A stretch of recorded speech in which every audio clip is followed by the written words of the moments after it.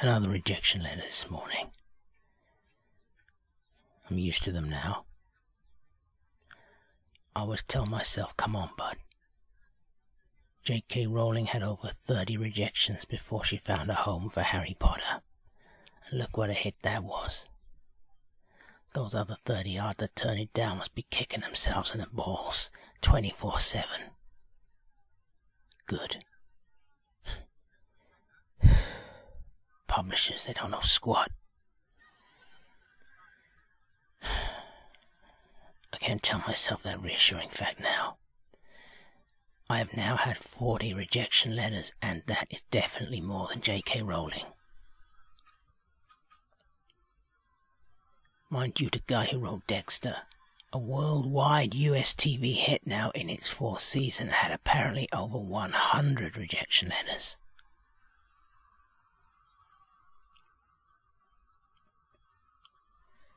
The trouble is, every publisher or agent always asks you only to submit to them at a time.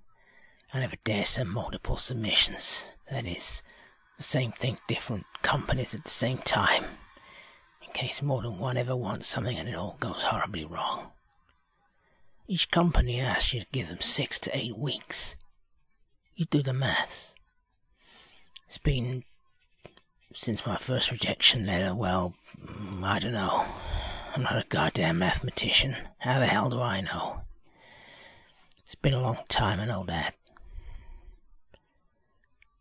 And every day I sit here, drinking coffee, smoking myself into an early grave, take my benefit check, and just occasionally, when I'm really down, I have the odd joint.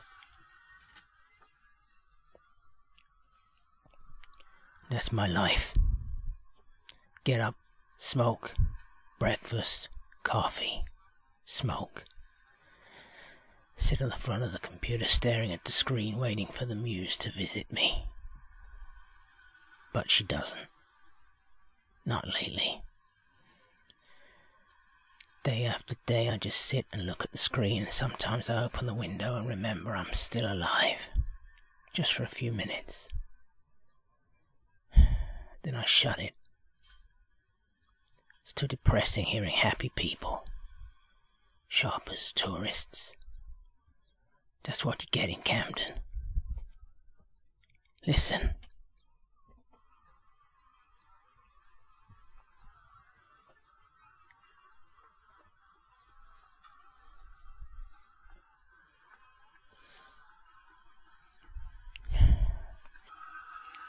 Heavy metal, R&B blaring out of the shops. Hustle and bustle. Then after the day's work, if you can call it that, I have a smoke. Dinner. Coffee. Smoke. Bed. Don't sleep much. Can't.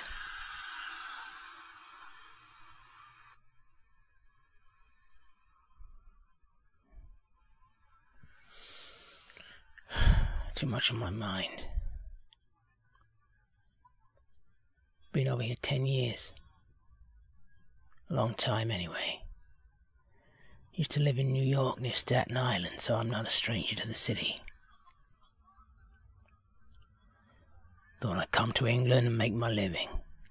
Wasn't getting far in New York. I couldn't afford this flat without benefit. It's only a studio flat. I said when I came over here, it's just me, no kids. None that I know about anyway. No wife. Never married. Don't much want to. And this nice guy at the council said if you're single and only need a studio, we got a studio. They pay my rent. Bless them. $1,100 a month. I said when I get a contract and make my fortune, I'll pay them back. 10 years ago I said that. They're still paying the housing benefit.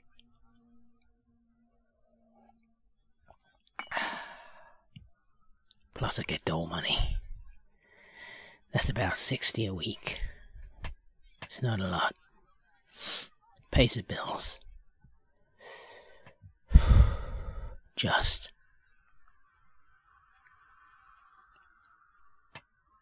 It's the cigarettes that cost so much. I'd be having coffee with a notebook on my table, just the cost of a coffee in this country. Jeez. So often I buy a packet and make my own. Drink it alone.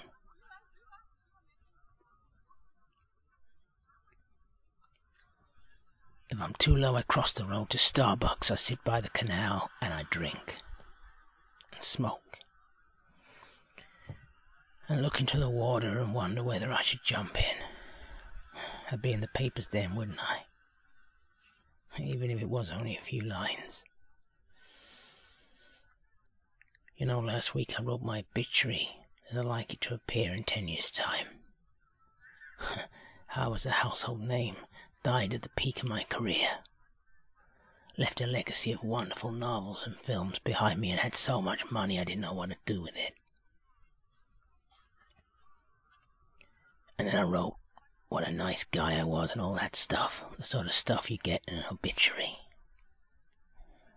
But that just depressed me. Not because it was my obituary, but because I wished it was true now. And I knew it wouldn't be true in 10 years' time.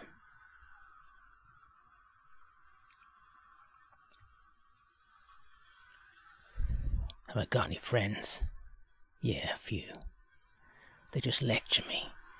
Shouldn't smoke so much, shouldn't drink so much, should get a job. Can you even call them friends? I guess they got good intentions, but I got a conscience to feed me stuff like that. I don't need my friends doing it as well.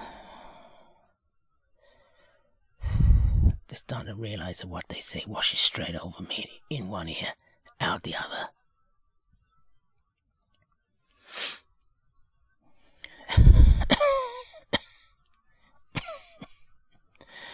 Sometimes I go to the library for a change. Sit there on their comfy leather chairs. Drink the odd coffee. They're paying the heating, the lighting. I sit in there all day just browsing the bestsellers and trying to find out what those guys are doing that I'm not. And you know what? I don't know what they're doing and I'm not. You put a marketing machine behind a product, it'll sell. Don't matter how good it is. If you say stuff like you mean it, people will buy it. They're gullible like that. I always put that in my covering letters, like I'm saying, even if it is crap, you should still sell it if you wanted to.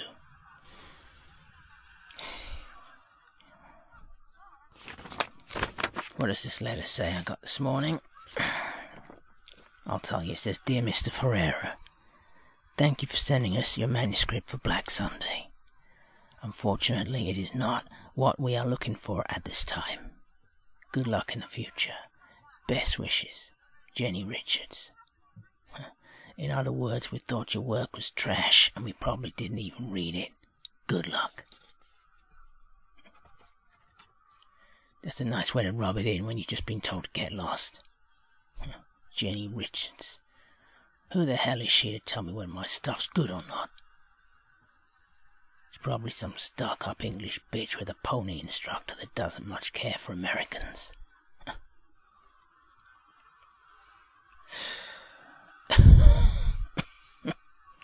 I mean, I'm called Bud Ferreira, for Christ's sake. It's pretty obvious I wasn't born and bred in Oxford or wherever stuck-up bitches like her come from. I got the manuscript here. Let me read you a bit. Johnny sat at the bar, drumming his fingers on the table. He just knew, as he looked around the bar, that this was going to be a really bad day. He didn't know why, but he just knew it would be. Now, is that a page-turner or what? Better than that bloody Jane Austen. Her book was a bestseller. That stuff about someone in want of a wife. Geez, what's all that about? That's not going to make me read on. Black Sunday's a good book. It's pulp. It's dark. Lots of sex, lots of violence, lots of weird stuff going on. Make a great film, actually. Maybe I should stop approaching literary agents and start sending it to film studios instead. Mind you, they don't want new stuff. They'd rather keep rehashing the old stuff. Safe bets, you know. I could make it myself if I had enough money, but I don't. So that's that idea shot.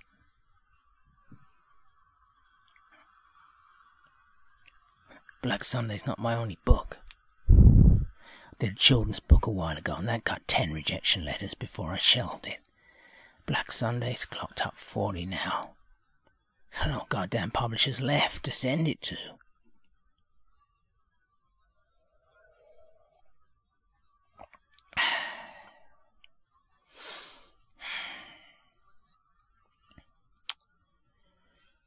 Thank God for coffee and cigarettes.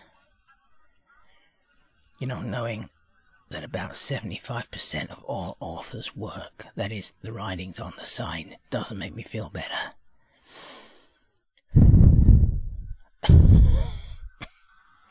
A lot of them are probably having to work because they're writing crap. My stuff's good. I know it's good. You know it's good. I mean, that stuff from Black Sunday I just read you, that was awesome. And that was just the first paragraph. I've been writing since I was in first grade. If there's any justice in the world, I should have had my big break by now. I can't motivate myself to write much while I'm frustrated about Black Sunday. I haven't read a goddamn thing this week. I'm blocked. Writer's block. Maybe I should go for a walk along the canal. Maybe I should go and sit on the bridge and watch the punks and the goths and that walk by. It won't inspire me, though. I just don't know what to do. I'm nearly run out of publishers for sending one book or another.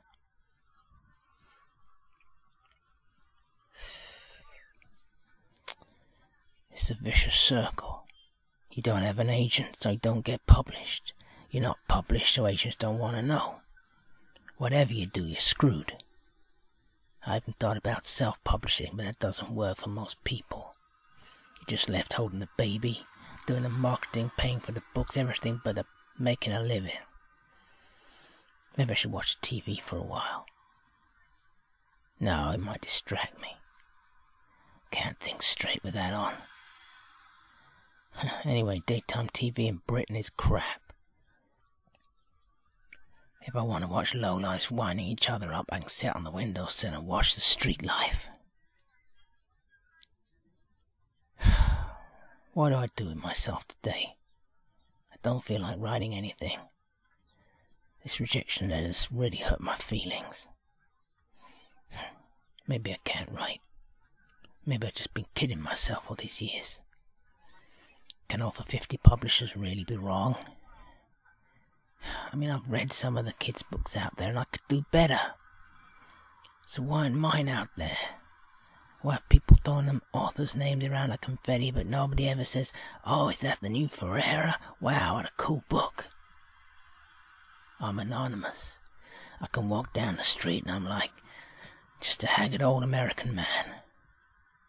I can talk and nobody recognizes my voice, and they say, "Hey, I heard you on the radio talking about your new book." Well, that won't happen. The only guys who know my voice are the guys in Starbucks.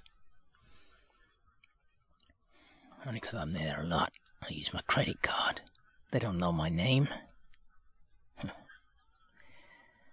I thought about pathos last night. Not the Greek restaurant up the road, but about the book about a guy who was struggling to become an author, sitting in his room, drinking coffee, smoking, and moping about because he didn't have a goddamn idea in his head about what his next book would be. I could write that. It wouldn't be fiction, it'd be autobiographical. Anyway, if you're not famous, nobody wants your autobiography. If I suggested my autobiography to an agent or a publisher, they'd just think it was a waste of time. I was a big-headed nobody, and they'd be right.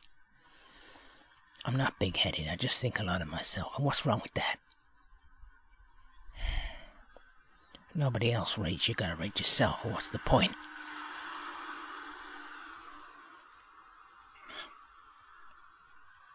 Now the cigarette's finished.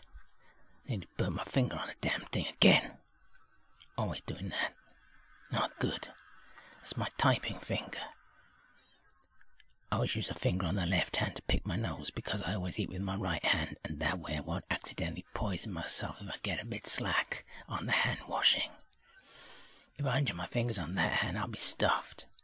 I don't make a habit of picking my nose, but sometimes, you just get so bored. When I'm bored and I'm not picking my nose, I drink coffee. And smoke. I need another smoke. And another coffee.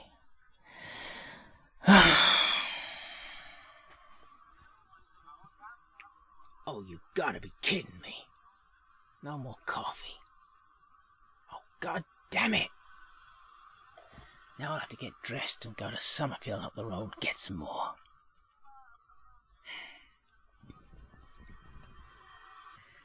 I used to walk up to Mornington Crescent. There's a Sainsbury's there, but I'm bored. I bumped into a fat woman with a big butt. She turned round and started having a go at me for bumping her. And I told her in no uncertain terms what I thought, in a really loud voice, the way you expect an American to complain. I said, well, if you didn't have such a fat ass, people would stop trying to get past you, wouldn't they? And she looked appalled. Good. She called security. They dragged me out, but all the while I was shouting, "Fat cow! Fat cow!"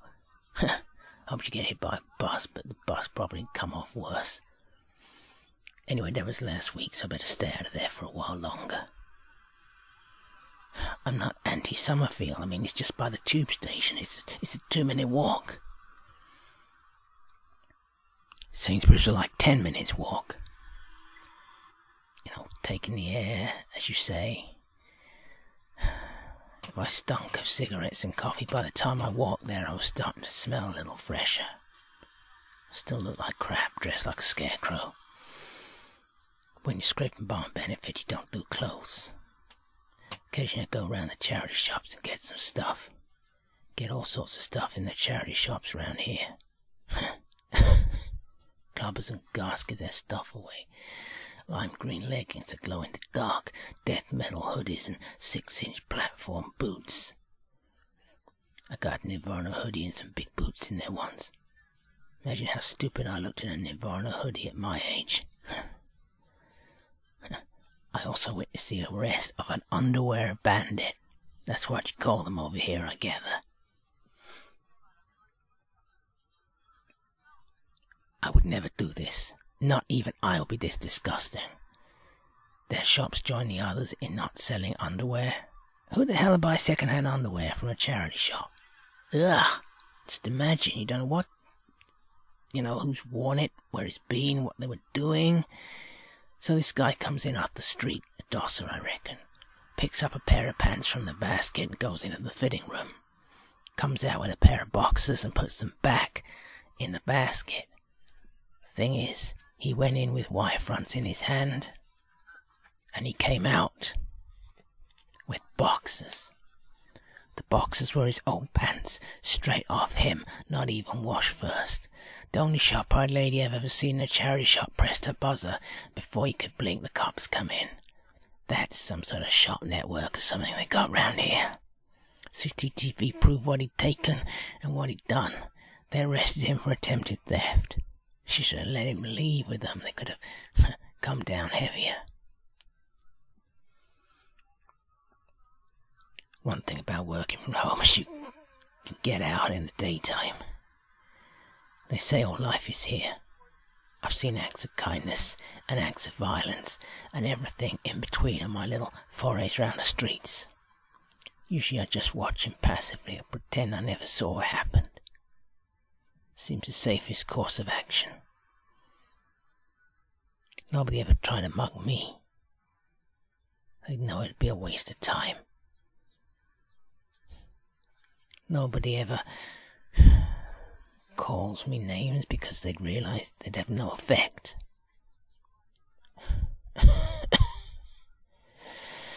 I once stopped off to drink my coffee in the doorway of an apartment block, and a few passers-by threw a £1 coin at me. I wasn't offended. They thought I was a dosser. Packet of cigarettes was mine, and all I had to do was sit in a doorway for 5 minutes. Maybe on days when I get writer's block, I should just go and sit in the doorway a bit longer, get more money, get more cigarettes.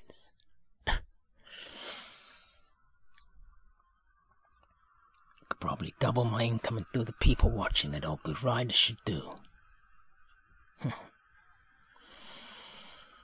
I'm gonna sit in the doorway. I won't dress up or wash even, but I'll put on some clothes. On some days I don't even bother getting dressed.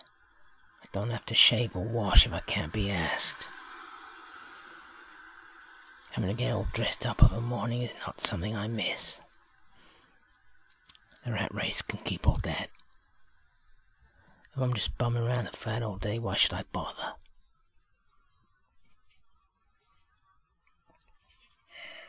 Do I really want a coffee enough to go out and get some? Some days I just can't be asked. These rejection letters all the time get me down so much, sometimes I wonder what's the point of anything. Oh, what the hell, I'm gonna chuck something on and go and get some coffee. I can afford it, and I got the next check tomorrow, so what if I look like I just got out of bed? The girl on the checkout won't care as long as I pay. I'm good to getting suspicious looks from the security guards. They look like they're surprised when I go in, buy my coffee, pay and go out without getting a gun or stuffing a bottle or two up my sweater. Quick sniff. Oh dear. Better get some more deodorant as well. Oh, let's go and stock up. What have I got?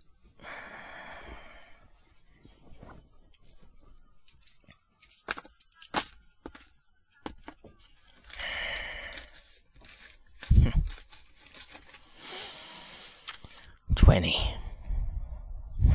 I'll get some cheap coffee fags and some roll-on. Pity I got no time for instant. That's a lot cheaper. Refined taste I got.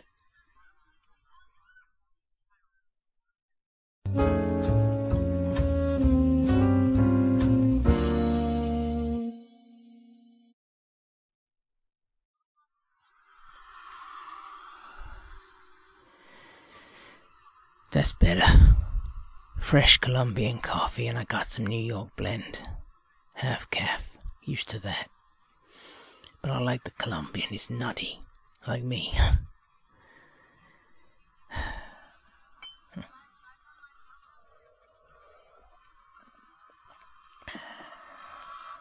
Just for a few moments while I swig my coffee, all's well with the world. Then I drink it and I look down at the empty mug and I'm on a downer again. And it's summer and it's hot and the stifling city heat at night makes it hard to sleep.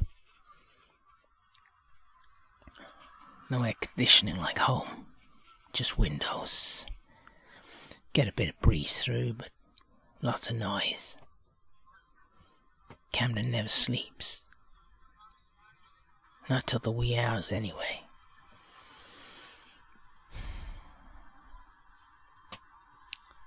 Maybe I should give up on Black Sunday. 40 letters and nothing. I don't even have any more publishers left. Now it's down to agents. If it comes from an agent, the publisher will probably look at it. Send it unsolicited, it generally goes in the bin. Standard letter, thanks but no thanks.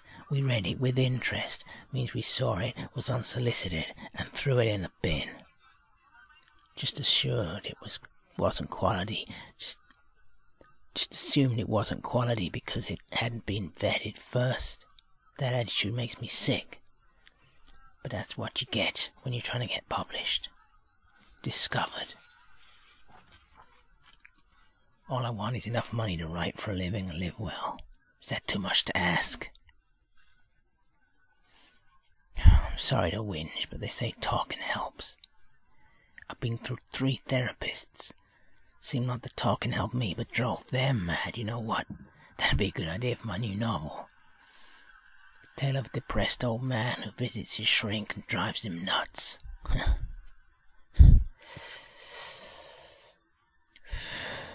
If I wrote it as a book, I reckon it would be quite cathartic. I reckon it would help me, you know. Talking about how bad things are just makes things worse, but at the same time better because I'm getting it off my chest. See, whatever else happens, there are certain certainties in life, like coffee and cigarettes. What scares me most of all is what I don't know, what I can't see coming. If I go to sleep tonight and I don't wake up, what will my legacy be to the world? Nothing. I might have kept a few coffee farmers in business, but nobody would know that. You know, if I had a book published, I would be, in my own small way, immortalized in the British Library forever.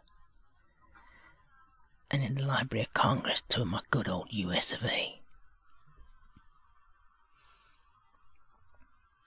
You know what? I'm quite inspired.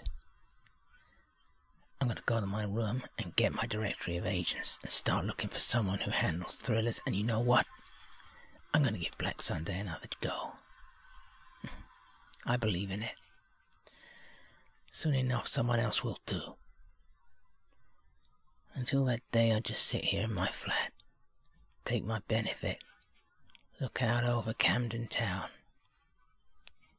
drink coffee, and smoke cigarettes.